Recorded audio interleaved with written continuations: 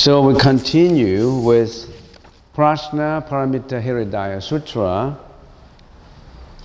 Strict translation is the Heart Sutra of Perfect Wisdom. We all know that wisdom is extremely important.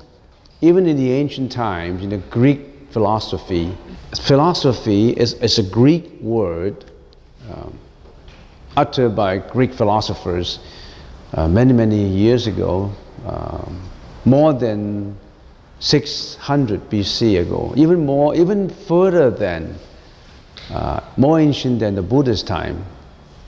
So what's the definition, what's the meaning of philosophy? Philo means selfless love.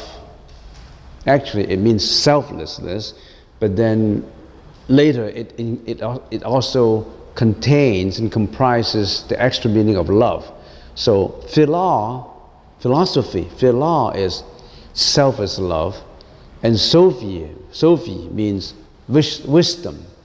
So very important that we have wisdom, and wisdom is the essence of it, and selfless love is the function of it. In other words, there is the function, the use of it, and the essence of it. Because of the wisdom, you are able to render compassion, render selfless love to all humanities. So actually the word philosophy has a very comprehensive, very encompassing meaning.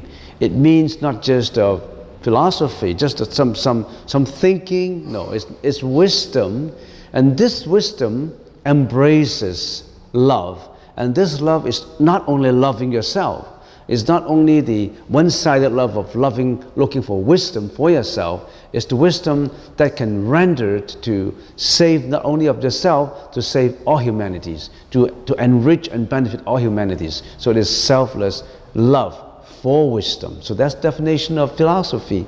So wisdom is extremely important. And this sutra is looking for selfless wisdom. This selfless wisdom is contained in the mind, in your own mind. But it extends deep inside from your mind to everywhere, universally. So that's Prajna Paramita, Bora, Bolo Mido, Sin Jing. So we finished explaining briefly the title. And then we also want to explain the Sanskrit word Prajna Paramita. It contains two broad meaning in there, Prajna and Paramita. So we also examine what's Prajna. Pra means supreme and unique. Jna is consciousness and high understanding. So supreme, unique consciousness, supreme, unique understanding. Paramita has two connotations with it. If we go by the Sanskrit, paramita, it means perfection. If we go by the Sanskrit of further splitting, para and mita, is parama and itta. So parama is the other shore, and itta, you will arrive in the other shore. So that means if you follow this supreme and unique understanding and consciousness, this wisdom, you will go from this shore of confusion, this shore of suffering and mental afflictions. You will go from this shore of suffering to that shore of nirvana, to that shore of the highest wisdom, to that shore of purity, to that shore of freedom from suffering. So there's the other shore. There's a shore of perfection. So by understanding this sutra, you reveal your internal wisdom. You can teach yourself, show yourself, and practice accordingly, going from this shore of confusion and suffering to that shore of understanding, that shore of perfection, that shore of wisdom, that shore of nirvana, that shore of freedom from suffering. The title of the sutra explains not only of the essence of it, also the functions of it. The function is to going from this shore to that shore. The essence of it, with the wisdom, you can go there. So you need wisdom. You don't need blind faith. It's not, I believe in the Buddha will do everything for me, the Buddha will have blessings to me. It's just faith. Faith is okay. If I believe in God, in Buddha, I will get there. It's not just that. You really have to walk. You really have to go into that ship. You really have to row your boat. You really have to go to take that action of going, to go there. Not just blind, you have a blind faith and you can go there. The faith is in your hands. You got to row the boat. If you don't row that boat, if the oars are not moving, you won't get there. You won't get to Victoria if you don't row your boat. You're just sitting on a boat, you're not rowing there. Believing in the boat is not enough. Believing in Paramita is not enough. Believing in God is not enough. Believing in the Buddha is not enough. You have to row the boat. You have to walk the path. You have to practice it accordingly. So that's what we did last time. We explained Prajna, Paramita. And then we say, okay, we're rowing that boat. We're taking the Nanaimo ship, the Queen, to Victoria. How do we go there? What kind of boat? What kind of ship? What is in there? How does it carry me? So what exactly? Well, we said that we need paramitas to go to that shore. Paramitas. To go into that shore, getting to perfections. What is this paramita? What is this boat? What is this ship that leads us there? Would the ship lead us to nowhere? Would the ship like Titanic, it would sink in the ocean? What's that ship? I need to understand what that ship is all about, because basically you need that ship to go there. That ship is terribly important. That's the practice. If you perfect this 6 behavior, habituate it so that you arrive at perfection of these 6 behaviors, you're getting there. This is a ship of 6 habituation of perfect behavior. Can you practice perfections to get there? Depends on you, not on God. Depends on you to get there. The first one, dana. Dana paramita is giving, or generosity in both material and spiritual sense. Second is sila paramita, or we say morality or ethics or discipline. Third, zanti. These are Sanskrit words. Zanti paramita, patience, tolerance, and endurance. Fourth, virya. Virya is vigor, mental strength, diligence, enthusiasm. Fifth, dhyana. In the Pali word, jhana, but in the Sanskrit word is dhyana, which is meditation or concentration. Sixth is prajna, paramita, which is perfection of wisdom. So you need these 6 characteristics, the features on this ship taking you to Nanaimo, taking you on shore to Nirvana. This ship contains these 6 practices. So in other words, if you want that ship to steer in the right course without sinking, you need to drive with these 6 perfections. Practice every day in order to have a perfection so that you can get onto that shore where the Buddha landed 2,600 years ago. Freedom from all suffering, freedom from life and death, freedom from samsara. And the Buddha wanted us to follow the same way, to follow these 6 perfections. Maybe we'll spend 5 minutes just to briefly examine all these. Dana is generosity. What does dana include? Material generosity and spiritual generosity. Material generosity is to give. In giving your possessions, giving out. The motive, the final motive of giving is what? Is letting go. Letting go of your attachments. Your attachment to possessions, to material possessions. Everybody is looking for wealth, status, reputation, money, materials, you name them. Giving, the underlying motive is letting go of your attachment to possessions. Your happiness is not in possessions, material. Your happiness is in letting go. But we're just working in the topsy-turvy way. We thought that happiness is acquiring. getting more and more, more and more. But one's happiness is not in getting, it's in giving. When you're giving it all out, you'll find out that your life is very simple. You don't need that much. You're confronted with a pompous meal, delicious meal. You have a lot of courses, dishes in front of you. How much you can eat? Maybe one mouthful of one dish and you got all full. You don't need all of that. And when you digested it into your stomach, it all becomes something that you don't want when you vomit it out. You don't need that much, but people just want to get more and more and more and more. So giving out material, letting go in the material sense, and what about in the mere spiritual sense? In the spiritual sense, giving out is giving out your counseling, giving out your advice, giving out your compassion, giving out your loving kindness, not just to your family members, not just to your relatives, to all beings, to all animals. That's why abstain from eating meat, abstain from killing animals for food. You don't need to. You're just inflicting pain to get your own pleasure in eating, in tasting, satisfying your taste buds. You know what did you do in satisfying your taste buds? Actually, you're just satisfying your taste buds, even not in the stomach. Your stomach would accept whatever you're eating, but you just want to satisfy your taste buds, and for that reason, you kill for many, many years since birth. You kill animals for food. You kill them for fur, for leather. You don't need to. So sila, what is sila? Sila is ethics or morality. What is the underlying motive for morality?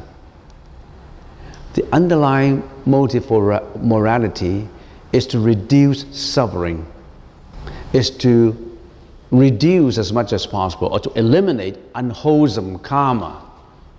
Why did different individuals encounter different fate? Some people have better health than others, some people look better than others, and some people have a temperament better than others. Why are people different? Because people have different karma. And most of us have unwholesome karma more than wholesome karma. That's why we suffer. That's why we get fear, jealousy, hatred, all kinds of sicknesses. Why? Because we created unwholesome karma, not of this life, in our previous lives, and we carry the effect of this unwholesome karma down to this life. That's why we are suffering. How come some people have better marriages than the others? Some people have better children than the others? Some people were born in a poor family, some people were born in a rich family, don't have to worry about looking for material acquisitions, they don't have to worry about that. When they create unwholesome karma, what's the effect? Induce sufferings upon themselves. So morality, you raise your morality is, you know what is right and what is wrong, then you reduce your unwholesome karma, which reduces your suffering. And if you do further dana, giving out this philosophy of thinking to others, you're helping others to reduce their suffering too. So there's sila, morality standard. So one cannot be on the right path of sainthood, on the right path of perfection of wisdom, without observing a high morality standard.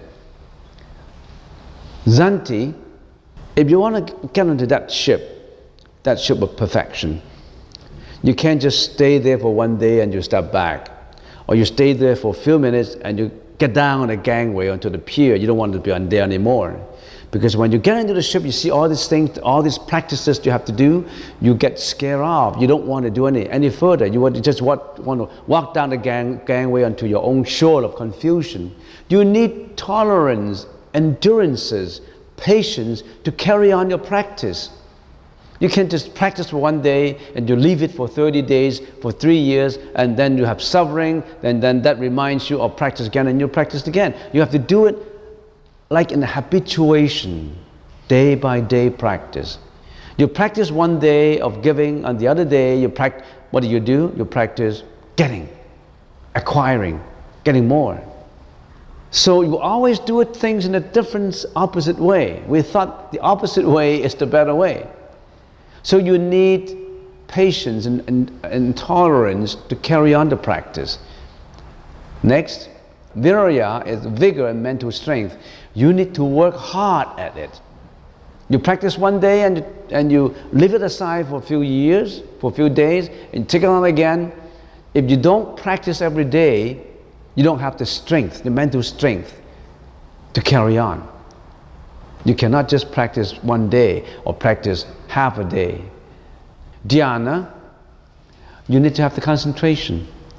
So in other words, you need the meditation to strengthen your willingness, to strengthen your spirituality to carry on. Because you need that to strengthen your internal yearn, your internal desire for getting on that ship, for practicing it, for getting in that shoal of nirvana. It's meditation. So that you won't be distracted by it.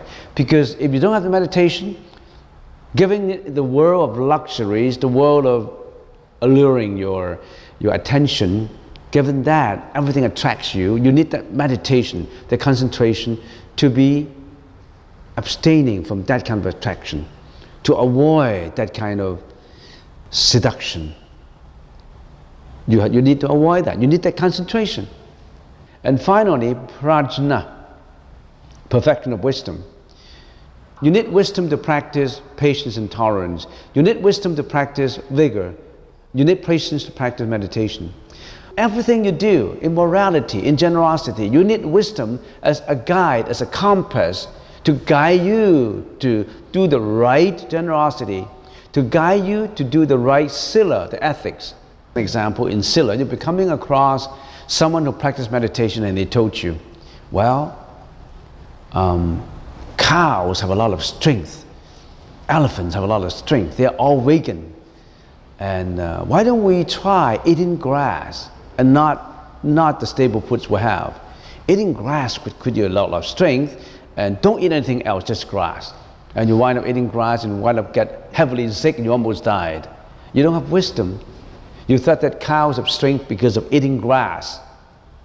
So you need wisdom to guide you. You need wisdom to guide you in your diet, that you have the right diet, you have the right strength to guide you to the practice. You need wisdom, you need prajna. And some people can tell you, okay, well, sila and precept, well, if you fast for a month without eating food, you may be having better concentration and meditation, but you don't know how to fast. You just fast for a month and you almost die in the first 7 days. You almost died. So you need wisdom to guide you.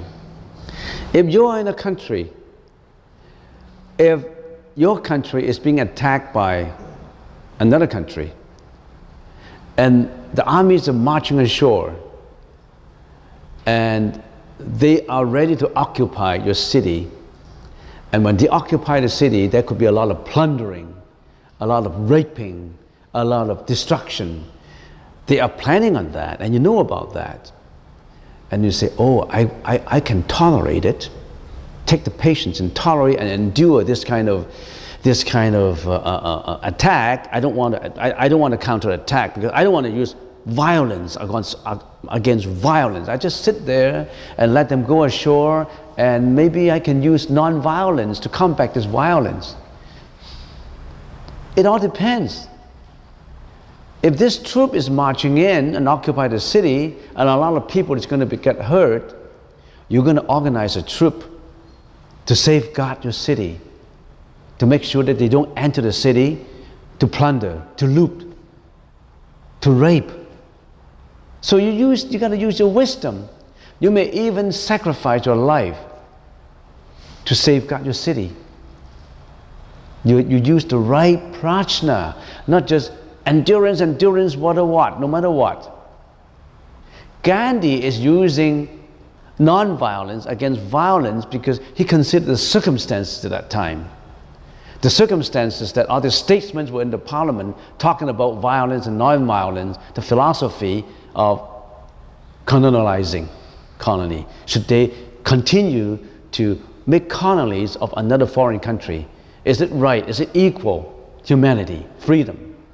So when Gandhi is using non-violent, peaceful means sitting in there against violence, That's a special circumstances.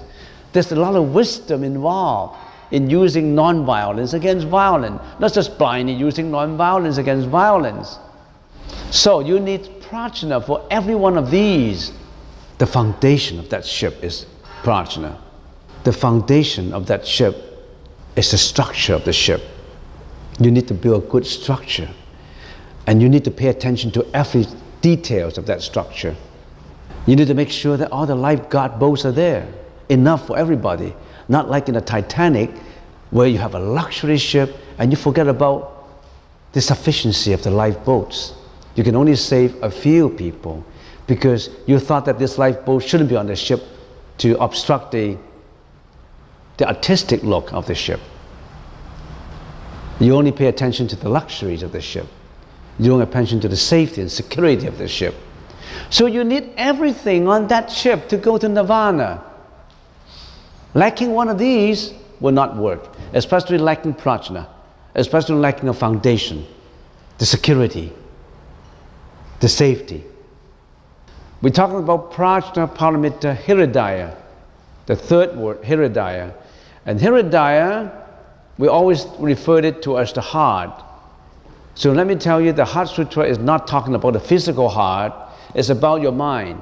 In common English, we say, we like to convey our heartfelt condolences to your family, our heartfelt care for your family. Heartfelt is not just heartfelt, it's the mind felt. How can the heart feel anything? The heart only works as a pumping station. Certainly, it won't think for you, it won't create any emotional feeling for you. It's your mind, not your heart. So when they say hiridaya, heart, is just a synonym for mind. And how many kinds of mind that we have? What minds that we have? Have you ever understand your own mind? Have you ever tried to understand your own mind? This sutra sets to teach us to understand our mind, to have a better understanding of ourselves, how our mind works. So this sutra is about your own mind. When you fully understand yourself, you understand others. So you're always talking about, hey, do you understand me? You don't understand my feelings. How your feelings comes out. This is the sutra that help you to understand your feeling, your emotions, your mental afflictions, your care, your heartfelt compassion. This is just the beginning. I haven't really finished the title of the sutra. But just the title of the sutra is enough to tell us the importance and the significance of this sutra. Don't look for anywhere else.